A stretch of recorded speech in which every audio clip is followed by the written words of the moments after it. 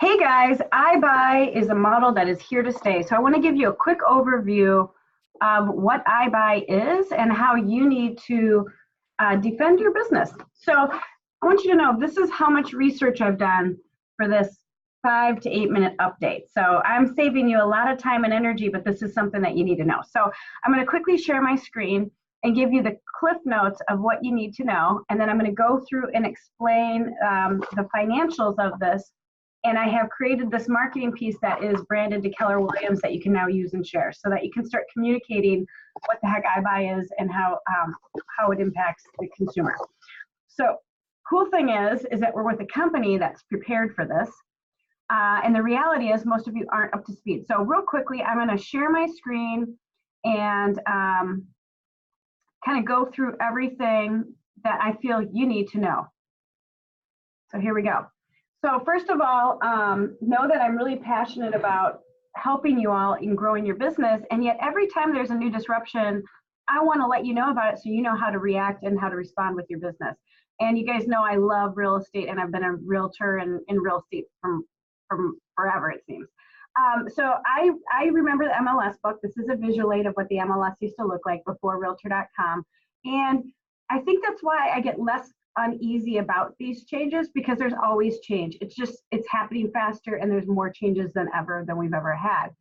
You have to remember though, before we had MLS, or before we had the internet and Realtor.com and all these search sites, we really had a book, and agents worked belly to belly, and we would come together on Tuesdays at our meetings, and we would share listings that didn't quite make the MLS book. You know, it was a different world back then. And yet fast forward to today, sites like Zillow have become a preferred search for the consumer, and for many years, many of us used it as a preferred lead generation. Well, those days are over, and those days are numbered if you haven't already realized that, because the world is different. And one of the differences is iBuy. So iBuy, this is kind of a definition of iBuy. iBuy is companies that purchase properties direct from the seller, and they do it in order to flip and make a profit. Now, reality is iBuy companies are getting a lot more leads in terms of inquiries from the consumer to their websites than the homes that they buy.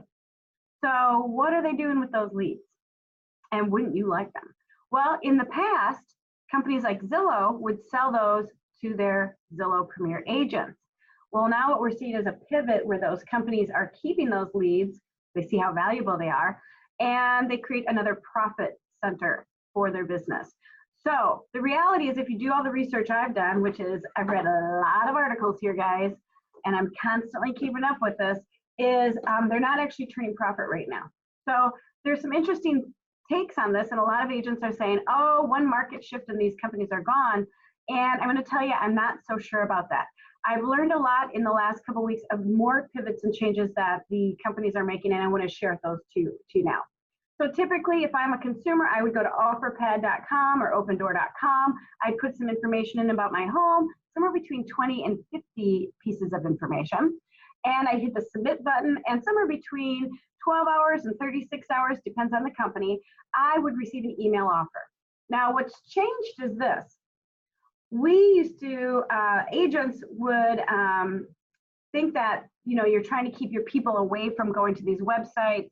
And the reality is they're being so communicated to by advertisement on national TV.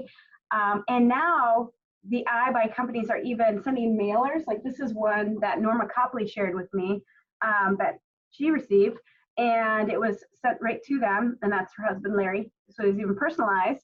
And some people have even gotten phone calls. So they're really becoming aggressive. They're not waiting for the consumer to find them on their website to fill out the information and get an offer. These companies are so assertive that they're actually calling your database. So you got to get your arms around this and beat them to the punch. And really, basically, if the seller accepts the offer, it's the easy button for the consumer, and they're out and moving on into their next chapter of life. Now, this is the real truth. Why in the world would someone do this? Well, it's the 4 C's. Curiosity. The reality is, if you watch television at all, you're going to see these ads and be curious. You know, and their advertising is very good. They're really good marketers. A little bit of smoke in your marketing, but it is effective. So you need to get ahead of it. People are love the idea of the convenience of not having to have their house showing ready, let's be honest. That they can pick the day that they close, that there's certainty in the fact that they know that the house is going to close, and that they don't have to worry about deals falling apart or the emotions of the buyer on the other side. It's really a convenience factor. It's the easy button. They like control. They like knowing of the, the day that they're going to move. They like that certainty of controlling the situation and deciding when the inspector is coming, not have the house ready for when the inspector comes. So there's that element. And then cash. Cash is king. And some people simply don't have the money for holding costs if they list their house. Let's just say I'm a person that needs to relocate across the state or across the country, and I need to be moved by X date to go show up for a new job. And I have this other house sitting over here that might cost me $1,800 a month. It might cost me $3,600 a month, whatever it is. I may not have the cash flow to deal with that. And so I may need to do something like this in order to get my cash out. So here's the funny thing. For years, we've been trying to show our value by showing how complicated the transaction is. And the reality is Zillow works against us, as does OfferPad and Opendoor. If you go to their websites, they show the easy button. Like, it's so easy. And so they're playing on that all the pain points that we may have during a real estate transaction. So here's the truth. There is a cost to convenience, and this is something that's really important that you get comfortable explaining. Now, this example, I have all the support documents to go with this. So I'm going to make sure you get all of that with this marketing material so that if you're meeting with someone or talking about this, you have like the proof of the actual elements of this example. And there are documented reports of studies on Phoenix and some of the areas where iBuy's been around for over a year. So we've got some good data now to make some assumptions. So when you talk about the cost of convenience, I'm going to share the screen for this better. Here you go. Now you can see it better. I would challenge you that you need to be as good at explaining this as I am. And so let me give you this example. So if you were a consumer or someone in my database, I would be communicating this with everyone I know right now. And basically, I've got a comparison here of a traditional deal versus an iBuy. Now, in a traditional transaction, you are going to charge a fee for your service, a brokerage commission, and you're going to identify what that is. I use 6% as an example, but of course, we don't negotiate a set fee. So in this example, for a $250,000 sale, at 6% commission, that's going to cost the consumer, the seller, $15,000. Now, if the seller, let's say you're the seller, and you're going to iBuy, what you're going to see in the marketing that you receive is the cost for the iBuyer convenience fee. And on a national average over the last 2 years, that iBuyer commission or iBuyer convenience fee ranges between 6 and 9.5%. So for you to have the easy button where you can pick the day you close, you don't have to get your house showing ready. You don't have to clean it up. You don't have to get it painted. You don't have to fix these little chores that need to be done to get it listed and showing ready. You don't have to get the carpet replaced. You don't have to paint the walls. You don't have to stage. You don't have to have your house tidied up. It only costs you a very small difference from what we would market to have that convenience. And this is what the consumer is going to see and hear. So if you get an offer from an iBuyer, it's going to look similar to the cost of a traditional deal. And that's where the trouble lies. Because there's always going to be more to it, and there's always a cost for convenience, and we can't lose sight that these iBuyers are looking for profit. So when you look at what the truth behind all this is, there's more that the seller pays for. And so I'm going to explain this. The seller has to pick up the traditional cost that the buyer typically would have paid for closings, which is somewhere between 1% and 3%. So in this example, I use 2%, another $5,000 for a $250,000 sale. Plus, based off of a whole year's research, in 2018, the average home repair credit that was negotiated per transaction was 5%. And that's very, very generous for the iBuyer company. So that would be another $12,500. And that brings the bottom line to $37,500 versus $15,000. That is a significant difference and much more than what the iBuy initial net example would have been. So you can imagine if you're a seller and you go this route, how you might feel a little bit stressed if your $20,000 convenience fee really became $37,500. Now, this is what I find most interesting, is in most cases, and if you read some of the troubles that are brewing in iBuy, the iBuy company doesn't necessarily repair everything they got a repair credit for. So let's say that you are the seller and you get a laundry list of things that are wrong with the house, and it equates to about a 5% home repair credit equal to $12,500 in this example. And let's just say the front door had something wrong with it, and there was a light fixture that had something wrong with it, and there was a window with a crack and a this and a that. What's really frustrating a lot of the sellers is after they've closed and when the property is relisted, many of those or even all of those repairs were not made. So there's a lot of friction brewing in that element. The other is that, of course, the iBuy company is in it for profit. So the relist price appreciation over a whole year's research for these companies equals this percentage. So for a $250,000 home, if OfferPad bought that house from me and relisted, they typically have a price appreciation of 7 to 8%, which would be another $16,000. So you can imagine 37.5 plus 16.8 is a big difference from what it would have cost to list with you.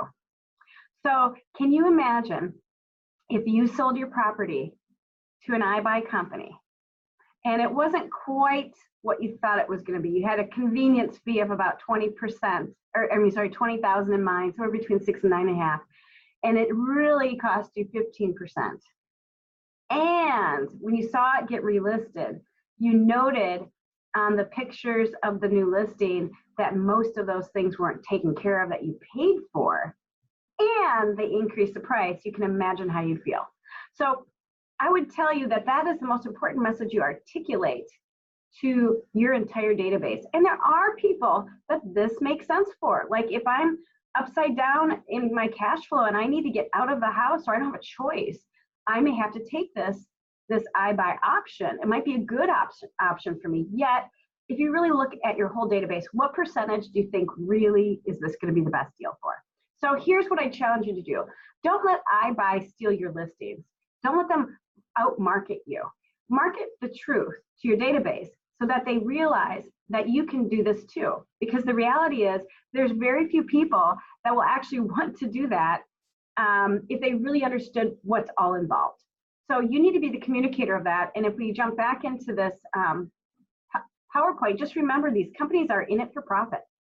And I've got all the supporting documentation that you would need from the surveys, the results, these reports, detailed reports of data showing the proof that it's going to cost them about 15%. In addition to that, there's a really great map. And here's the website down at the bottom right corner here. And I'm going to share this real quick. How good my sharing skills are here. This is a really cool map. This is showing, and I'll tell you, this guy, Mike Del Preti, is just a smart guy, and he's definitely worth tracking if you're interested in staying up to speed with the latest and greatest when it comes to this model. So this is a great map that he, in collaboration, I believe, with this company, have pulled together. And this shows the top 3, Opendoor, OfferPad, and Zillow offers. And this shows 2016 to present. And if we look at the national map, you'll see there's a couple key hotspots. And of course, Tampa, Florida, we're one of them, of course. So you got Phoenix, you've got Dallas, you've got, I think it's the Salt Lake City, Utah, and then you've got Tampa. Now let's look, this is 2016. Now the blue is Opendoor, orange is OfferPad, and Zillow offers is in green. So you'll see in Phoenix, both Opendoor and OfferPad had established some definite market share. And in Dallas, Opendoor did. In Tampa, the greater Tampa area, it was OfferPad. What's interesting though is here you see no green because Zillow offers didn't even exist yet. If we speed up time and we go to 2017, you can see the growth. So here's 2016, Here's 2017, and you can see other areas popping up with iBuy. So we've got Atlanta, and you've got a couple places in North Carolina. And now let's jump to 2018. Now we see Minneapolis, we see Denver, we see different other markets growing, and look at ours, guys, it's growing. If you look current, there you are. So what's interesting is we don't have a lot of Zillow offers here yet, but you see other markets do. And eventually all markets will have iBuy. So if we zoom in specifically to our area, we go back in time, you'll see this is OfferPad expanding, Open Door coming into our market, and this is current. So if you don't think this is something you need to deal with, think again. It's nothing to be afraid of, because when you know how to explain this and you know the facts and the truth behind it, it's really kind of empowering. So I challenge you all. I'm going to spread all this out to you with the visual aid, with the supporting documents, so that you feel comfortable communicating. And I would challenge you, make sure that you're running at this. Don't run away from it. And the next time you see anything interesting about iBuy, please share it with me so I can keep up to speed. Appreciate you and have a great day.